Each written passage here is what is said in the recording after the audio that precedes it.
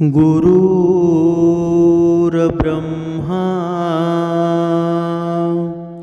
गुरुर्विष्णू गुरुर्देवो महेश्वरा सद्गुरु साक्षात परब्रह्मा तस्मै श्री सद्गुरुवे नमः। जय जय रघुवीर समर्थ श्री राम समर्थ। ओम श्री गुरु दत्तात्रेय श्रीपाद श्री वल्लभाय नमः। सद्गुरु चरणांना नतमस्तक होऊन आपण या निरूपणास सुरुवात करूया। या सकाळच्या वातावरणामध्ये बघा समर्थ सांगत आहेत, मनुष्य एवढा हुशार आहे ना की मनुष्य बघा जेव्हा तो दुःखी होतो, जेव्हा तो वाईट वागतो, तेव्हा बघा जग त्याला काय म्हणतं की त्याची संगत चांगली नव्हती, संगतीमुळे तो वाईट झाला, दुःखी झाला, क्रूर कर्म करायला लागला। पण समर्थ पुढे सांगतात की बघा जशी संगत तसा माणूस वागतो। हे जरी खरं असलं ना, पण माणूस कोल्ह्याबरोबर राहत नाही तरीही इतका चलाक कसा वागतो। माणूस सिंहाबरोबर राहत नाही तरीही इतका क्रूर का वागतो। आणि माणूस असा आहे ना जो कुत्र्याबरोबर राहतो पण तरीही प्रामाणिक वागत नाही। बघा विचार करू शकता तुम्ही। बघा आपण म्हणतो की माणसाची संगत चुकली ना की माणूस त्या संगतीप्रमाणेच वागायला लागतो। पण माणूस कधी वाघाबरोबर राहिलेला आहे का? वाघ जेवढा क्रूर असतो, मांस मच्छी खातो, पण हा त्याच्यासोबत राहिलेला नसून सुद्धा वाघाचे कार्य कसा करतो बरं? बघा आणि कुत्र्याच्या सोबत राहतो, पण कुत्रा जसा प्रामाणिक वागतो ना तसा मानव वागतो का? म्हणून माणसाने संगत करायची असेल ना तर ती सद्गुण विचारांची करावी, सद्गुण आचार आणावेत। या देहामध्ये श्रीराम भरावा, याची देहाडोळी श्रीराम दिसावा।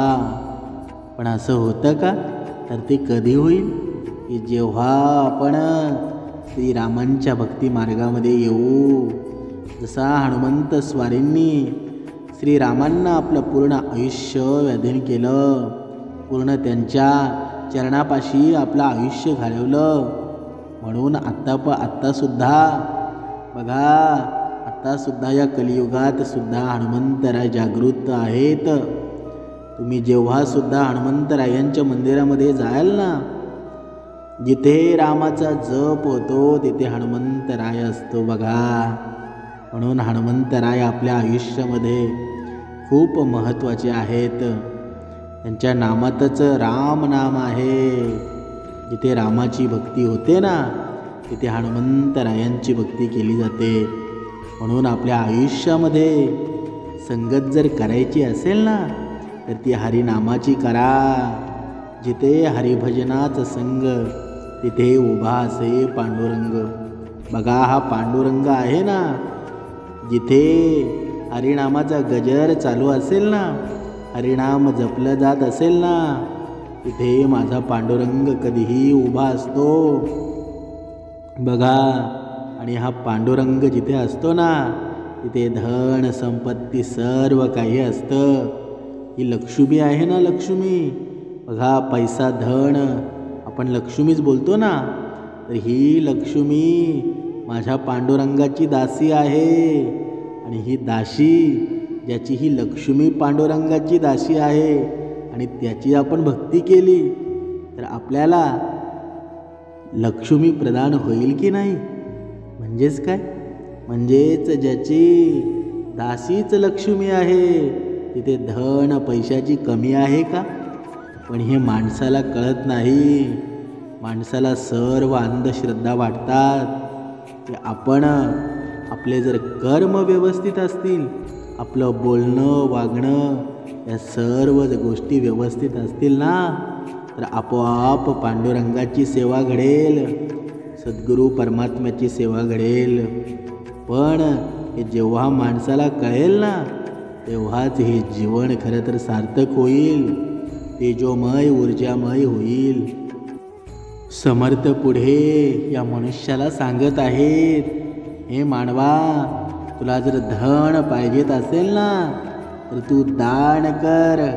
इथे सुद्धा प्रश्नचिन्ह उभा राहतो. ही मनुष्य म्हणतो, हे समर्था, हे परमेश्वरा, माझ्याकडे पैसाच नाही, तर मी कुठून दान करू? पण पुढे समर्थ सुंदर उदाहरण देत आहेत. बघा, तुझ्याकडे पैसा नाही हे बरोबर आहे, पण ज्याच्याकडे पैसा नाही ना, त्याच्याकडे बघा, जेव्हा प्राणीमात्रांवर दया केली पाहिजे. ते बघा, सांगितलं जातं, जेव्हा आपण जेवायला बसतो, बघा आपल्यापुढे ताट असतं, पूर्ण अन्नाने भरलेलं ताट असतं, आणि पुढे आपल्या बघा श्वान येतो, कुणी लहान मूळ येतं, तेव्हा आपण आपल्या ताटामधला घास टाकतो का त्याला? हे सुद्धा दान आहे. ज्याच्याकडे पैसा नाही ना, असं म्हणतात ना, माझ्याकडे पैसा नाही तर मी दान कुठलं करू?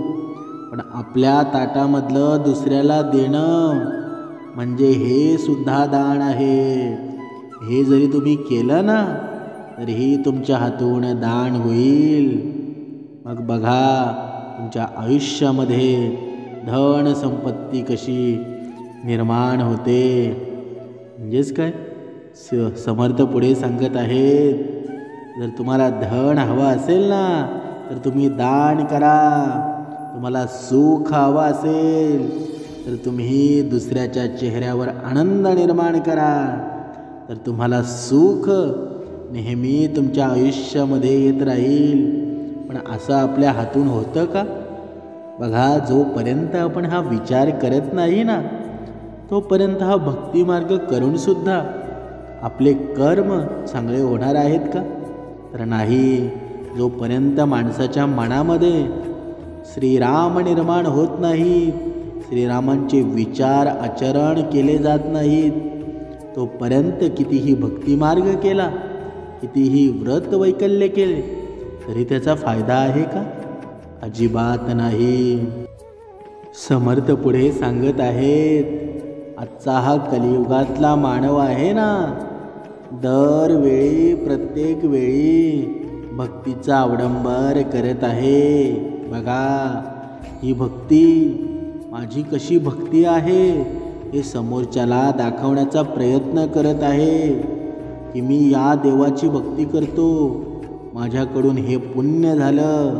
पण पाप मात्र कोणाला दाखवत नाही. माझ्याकडून पुण्य कोणतं झालं ना, ते समाजाला दाखवत असतो की मी हे दान केलं, माझ्याकडून ही सेवा झाली. पण पाप करतो ते मात्र स्वतःकडे बघा दुसऱ्या परत पोचवून देत नाही.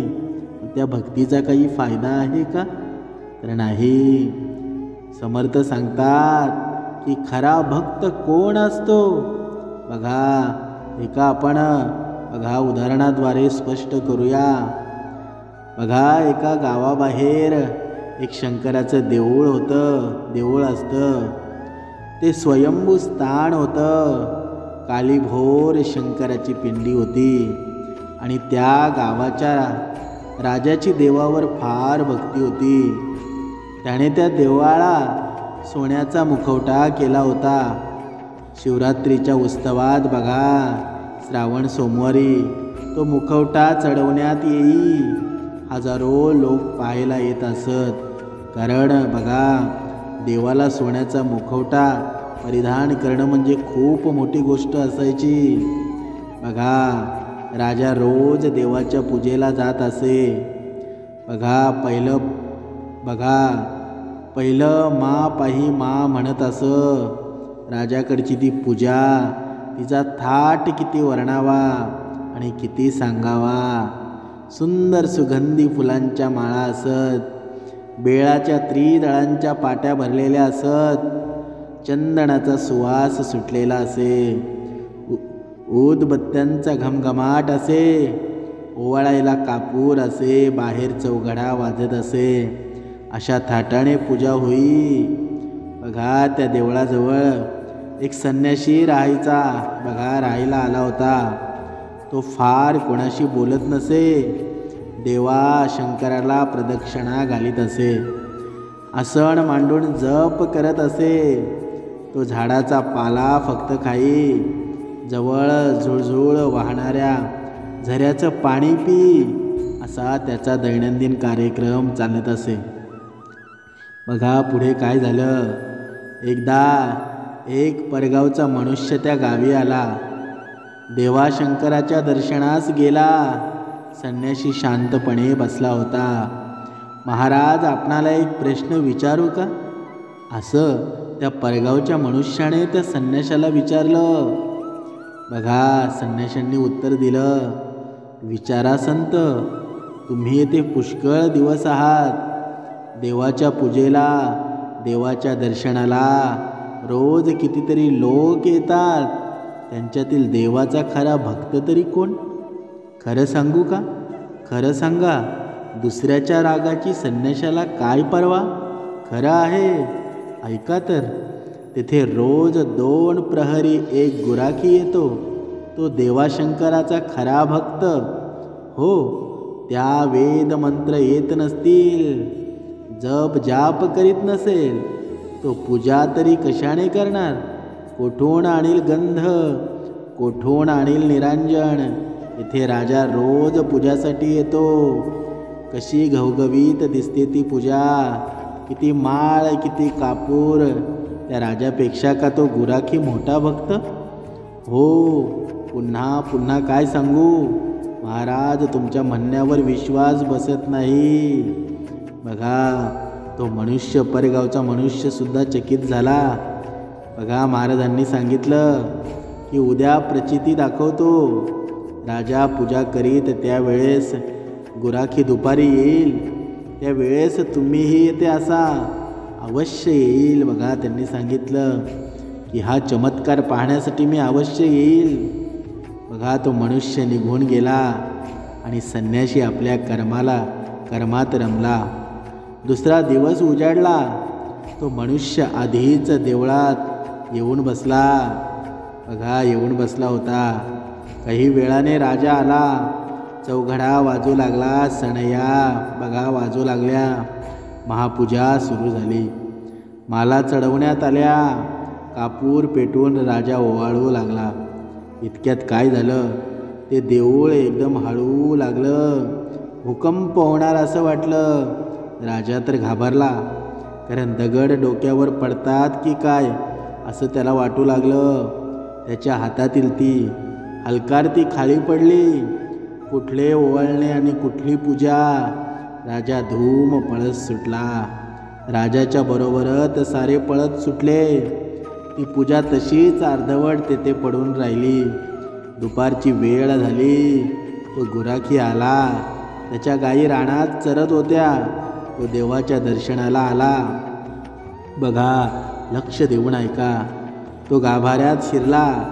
पिंडीला त्याने कडकडून मिठी मारली. बघा परमेश्वराची भक्ती कशी असते. त्या पिंडीला त्या गुराख्यानं कडकडून मिठी मारली. नंतर आपल्या भाकरीचा नैवेद्य देवासमोर ठेवला.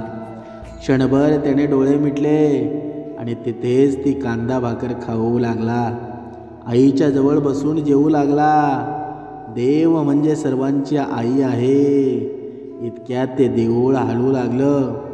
दगड डोक्यावर पडणार असं वाटलं. हातातील भाकरी हळू लागली. भूकंप होणार असं वाटलं. परंतु त्या गुराख्याने काय केलं? तो पळाला नाही. त्याने धूम ठोकली नाही. त्याने एकदम शंकराच्या पिंडीला मिठी मारली. देवा सांभाळ असं तो म्हणाला. देऊळ हाळायचं थांबलं. गुराख्याला आनंद झाला. त्याने भाकरी पोटभर खाल्ली. देवाला नमस्कार करून पुन्हा रानात गेला. गायीसाठी बासरी वाजवू लागला. प्रचिती ज्याला हवी होती तो मनुष्य तेथे होता. पटलं की नाही? संन्याशानं विचारलं. राजा पळून का गेला? गुराखी तेथेच का राहिला? अरे, राजा ज्या पिंडीची पूजा करत होता ती पिंडी त्याला खरोखर देवाची वाटत नव्हती. देऊळ हलवू लागलं ना तेव्हा तो पळाला. देव जवळ असता तो पळाला असता का? कधीच पळाला नसता. कारण संकटात देवाशिवाय कोण तारणार आहे? म्हणून बघा, आपण आपली देवावर श्रद्धा कशी असावी. आपण या कथेमधून आपल्याला काय स्पष्ट होतं, काय तात्पर्य निघतं? देवावर श्रद्धा अशी असावी, विश्वास असा असावा. कारण प्रत्येक वेळी भक्ताची देव परीक्षा घेत असतोच. बघा, म्हणून देवाने त्या राजाची परीक्षा घेतली ना. पण दुसरा भक्त होता गुराखी. बघा, तो कधी दिवा लावत नव्हता, कधी नैवेद्य दाखवत नव्हता, पण त्याची भक्ती मनाने श्रेष्ठ होती. आत्मविश्वास होता, श्रद्धा होती. पण ही राजाला होती का? तर नाही. तुमच्याकडे धन किती आहे, तुम्ही देवाला रंगरंगोटी किती करता, याच्यामध्ये काहीच नाही. मनामधून आपण देवाला किती भजतो, किती पूजतो, यावर अवलंबून आहे ना. नुसतंच बाहेरून दिसणारं सौंदर्य देवाला काही कामाचं नाही. जर सौंदर्य तुमच्या आतून जर निर्माण केलं ना, तर देव तुमच्या देहामध्ये बसल्याशिवाय राहणार नाही. समर्थ पुढे सांगत आहेत. बघा, पूर्वीचा काळ होता सत्ययुगामध्ये. तेव्हा स्वर्गामध्ये जाणारी माणसं मृत्यूनंतर बघा खूप असायची. जास्तीत जास्त माणसं स्वर्गामध्ये बघा जायची. पण आता कलियुगामध्ये सर्व उलट होऊन बसलं आहे. पुण्यकर्म दिसत आहेत का? पुण्यच दिसत नाही. पूर्ण माणसं सध्या नरकामध्ये जात आहेत. पण स्वर्गामध्ये जाण्यासाठी आपल्याला कोण तारणार? तर आपल्याला ही भक्ती तारणार आहे, समर्थ तारणार आहेत.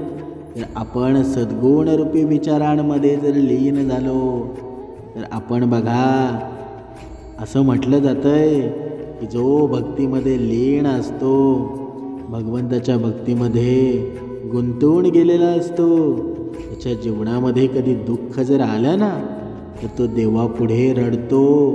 आपल्या आयुष्यामध्ये आपण कधी देवापुढे रडलो आहोत का? कधीतरी विचार करा. खूप कमी लोकांना हा अनुभव आलेला असतो की देवापुढे गेल्यानंतर त्यांचे डोळे पाणवतात. आपोआप त्यांच्या डोळ्यातून पाणी वाहू लागतं, हुंदके येतात, लोक रडतात, देवापुढे नतमस्तक होतात.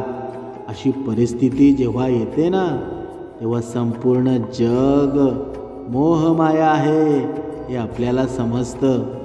आपण ज्यांना आपल्या जवळचं समजत असतो ना, आपल्या प्राणाहून जे आपल्याला प्रिय होते, ज्याच्यावर आपण जीवापाड प्रेम करत होतो, अशी आपल्या रक्ताची माणसं जेव्हा आपल्याशी वाईट वागतात ना, म्हणजेच आपण त्यांच्यावर जीव ओवाळून टाकला, तीच माणसं आपल्याशी संबंध तोडतात, आपल्याला दूर लोटतात, आपला द्वेष करतात. तेव्हा आपल्या लक्षात येतं की ज्यांच्यासाठी आपण हे जीवन खर्ची केलं, ज्यांच्या सुखासाठी आपण झटलो, ते कधीच आपले नव्हते. आपला भक्त तो परमेश्वर होता. आजही आहे आणि उद्याही राहणार. सद्गुरू आई आहे ना, हा भक्त, हा मानव किती चुकला ना तरीही त्याचा कधीही साथ सोडत नाही. बघा, पण हा मनुष्य एवढा हुशार आहे ना की प्रत्येक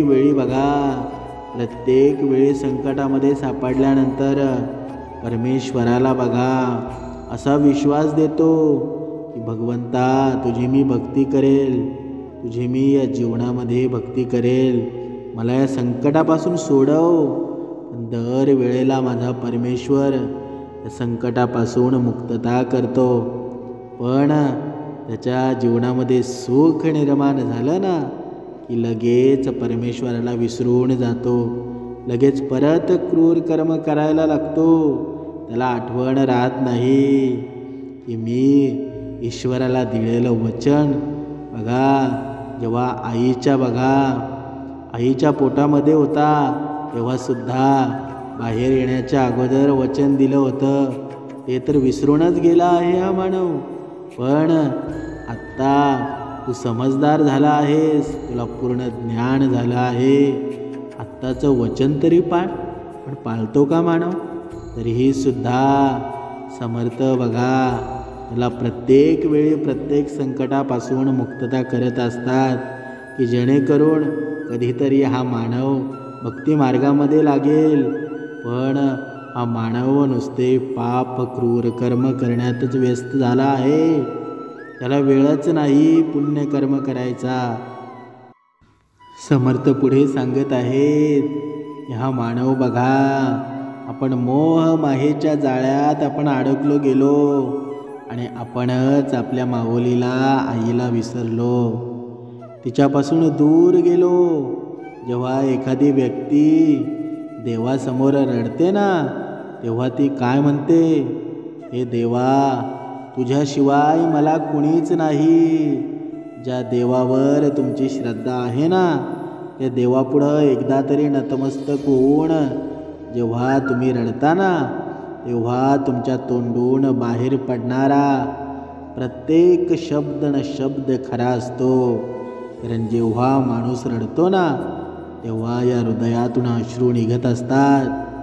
डोळ्यातले अश्रू आणि हृदयामध्ये बघा दाटून रडणं, त्या रडण्याला एक बघा अर्थ असतो. जेव्हा माणूस सुखामध्ये सुद्धा रडतो आणि दुःखामध्ये सुद्धा रडतो. पण जे आतून रडणं असतं ना, आतून त्या भावना निघणार असतात ना, त्या भावना कधीच खोट्या नसतात. बघा, यावेळी कोणतीही फसवणुकीची भावना तुमच्या मनामध्ये नसते. कारण हे शब्द थेट हृदयामधून बाहेर पडलेले असतात. ज्या व्यक्तीला या सगळ्याचा अनुभव येतो ना तोच व्यक्ती समोरच्या देवतेशी एकरूप होतो. आणि त्या व्यक्तीला वाटतं की साक्षात देव आपल्याकडे आपल्या आईच्या रूपाने पाहत आहे. त्या व्यक्तीला असं वाटत असतं की देव त्याला म्हणत आहे की बाळा, तू रडू नकोस, तू माझा आहेस. तू जे काही भोगत आहेस ना ते सर्व सहन कर. ही सर्व मोहमाया आहे. ही संपूर्ण दुनिया खोट्याची आहे हे तुला समजलं आहे ना. परंतु तू माझा आहेस, त्यामुळे तू अजिबात काळजी करू नकोस. तुझ्या मनामध्ये काही वाईट विचार सुरू असतील ना तर तू वाईट विचार करणं बंद कर. ही जाणीव फार कमी लोकांना होते आणि ज्यांना होते ना ते खरोखर नशीबवान असतात. कारण ते देवाशी एकरूप झालेले असतात. बघा, हा अनुभव जेव्हा एखाद्या व्यक्तीला येतो ना आणि ज्यावेळी तो व्यक्ती आपल्या मागणं देवापुढे मागतो त्यावेळी त्या व्यक्तीची मागणी लगेच पूर्ण होतात. बघा, नाहीतर भक्ती करायची कमी पण देवापुढे मागायचं जास्त. या आजच्या या भक्तीमध्ये चालू आहे. खूप ह्या भक्तीमध्ये पाहायला मिळतं. समर्थ या भक्तांना सांगत आहेत की तुला जे करायचं आहे ते तू करत नाही. या भक्ती मार्गामध्ये तू धन मिळवण्यासाठी आला आहे का? पैसा मिळवण्यासाठी आला आहे का? जेव्हा हे मानवायला समजेल ना तेव्हा मागायचं बंद करेल. कारण जिथे सद्गुरू सोबत असतात ना तिथे मागायची वेळ कधी येत नाही. सद्गुरूंना माहीत आहे, समर्थांना माहीत आहे तुला काय हवं आहे.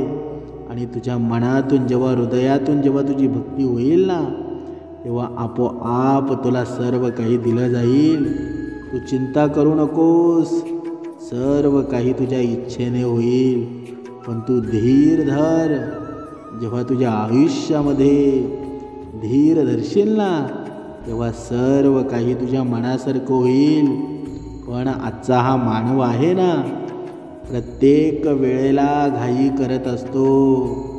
भक्तीकडे मात्र लक्ष देत नाही.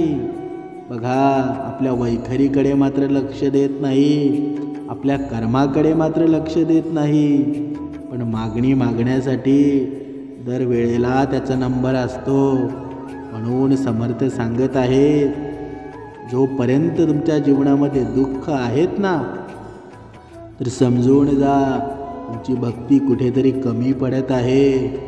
आणि प्रत्येक वेळेला जेव्हा दुःख येतात ना, तेव्हा नवीन ऊर्जा, नवीन तेजोमय दिवस घेऊन येत असतो.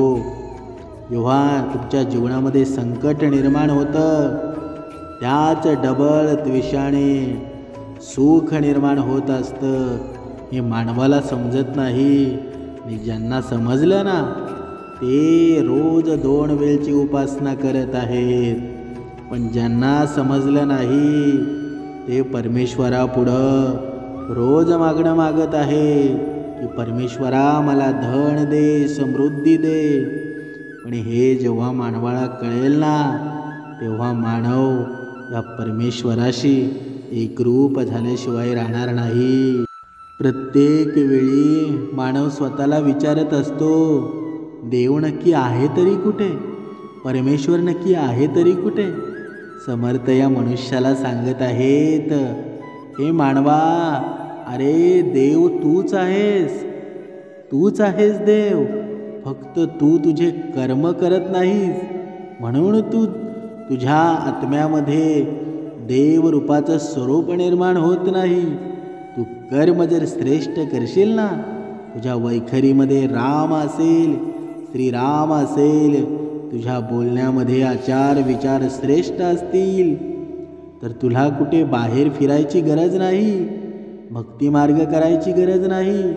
तू स्वतः परमेश्वर आहेस. मग तू कसली वाट पाहत आहेस? आता सुद्धा वेळ गेलेली नाही. तुझ्या देहामध्ये परमेश्वर होता, आजही आहे आणि उद्याही राहणार आहे. म्हणून भक्ती मार्गाला लाग. तुझे कर्मावर विश्वास ठेव. तुझे कर्मावर जेव्हा तू विश्वास ठेवशील ना, तेव्हा तुझे भरपूर काळाचे जे पाप आहेत ना, ते नष्ट झाल्याशिवाय राहणार नाही. म्हणून योग्य भक्ती मार्गामध्ये ये. तुझे रोजचं जीवन तू असं व्यतीत कर ना, की तुझ्या जीवनातला प्रत्येक क्षण परमात्म्यासाठी गेला पाहिजे. तरच या जीवनाचं सार्थक झाल्याशिवाय राहणार नाही. जय जय रघुवीर समर्थ.